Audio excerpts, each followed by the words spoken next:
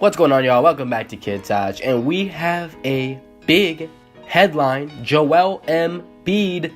Of course, he's always involved in something. The guy is a player that he's great, and we all know he's great, but his biggest problem, of course, the injuries. The guy in 3 seasons has played 31 games, and I don't know how any player ever who has played 31 games through 3 seasons could ink a 5-year max contract. I think it was something like a 145, 147, so nearly $30 million per year for Joel Embiid. And this is a big thing because not only is Joel Embiid a guy who, he's not on the court enough, and we know this, but he's also a guy that, with inking this deal, he's put himself in a position and his team in a position of risk. The reason for this is that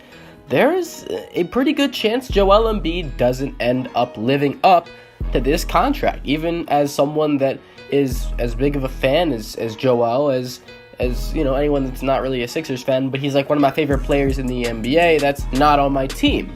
And I think he's a great player, and even I'm not sure about this contract. Now, through 30 games, Joel Embiid has proved that he is an all-out monster. He's a guy that can shoot the 3 at 7'1". He can put the ball on the floor. He's athletic. He's one of the top rim protectors in the league, and he's pretty much stuffing the stat sheet in any given statistical category. The guy averaged like 28 and 14 and 4 per 36 minutes last year. Obviously, per 36 minutes, it's not the most reliable way to look at how good someone's doing for you, but just the fact that he was dropping 20 and 8 and 2.5 blocks in just 25 minutes of game time is absolutely remarkable. The guy, especially, he tied Rudy Gobert for the block leaders, and he didn't even play 30 minutes. He played like 24, 25, so obviously there's potential there. Obviously, if Joel Embiid was healthy, this would be a no-brainer. Of course you're giving him the max, and to be honest, to defend the Sixers in the situation, this guy is gonna be a franchise centerpiece, okay? He might get injured from time to time, but unless he has like multiple of these season-ending injuries again, which is still a possibility, but I'm not gonna bet on that, he's gonna be the guy. I think it's pretty much guaranteed that this is somebody that, if healthy, is totally worth a max contract. He is a game changer in every sense of the word. Now, reasons why this doesn't make sense. Of course, Joel Embiid is injury prone, and he's a guy that you just can't trust to stay on the court, and it's a reason why you look at a deal like Derrick Rose's deal with the Chicago Bulls, which obviously wasn't bad to begin with, but ever since he got injured and wasn't the same player when he came back, it started to become a hindrance to that franchise. With Joel Embiid, he might be out so long that this deal prevents them from getting new players that could help them win without Embiid even playing. So, if Embiid is out for half of the 5 years, this is not a good deal. You need him there. You need him consistently healthy, at least healthy enough, okay? He doesn't have to play all 82 games every year, but the guy's got to be a hell of a lot healthier than he's been, obviously, because that would be horrific if he just missed another 2 seasons. But honestly, my biggest question is, why are you giving Joel Embiid this big contract extension right now?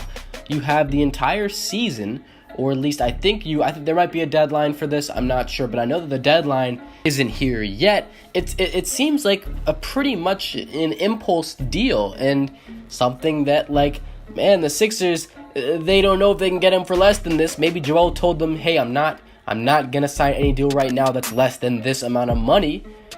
Which in that case, he kind of screwed them. And it might not be a very good look for Joel either, even though, he is a guy that he might not play that much. He's a guy that, he could have a career-ending injury, but he has all this money now. So, okay, I'll give that to him. However, if the guy gets a little bit less money, he still doesn't have to worry about anything. I mean, he's loaded for the rest of his life, regardless of, if he spends pretty heavily in general.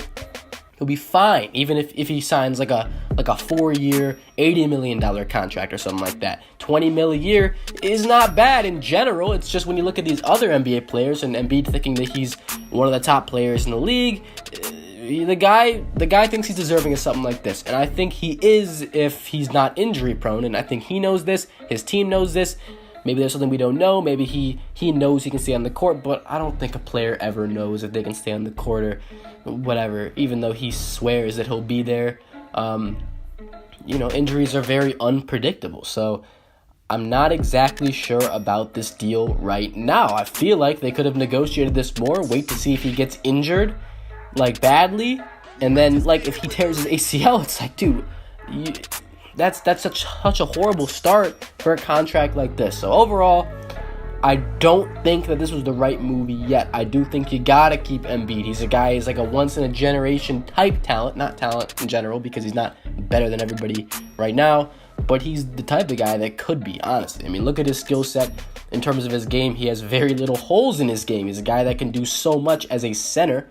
And the weakness is really only the fact that he's not durable. So that's something that you want to hold on to, but if you're paying too much for it, it could be detrimental to your team in the end, and we're going to have to wait and see. This has been Kid Taj, NBA. Let me know what you think about Joel Embiid's contract.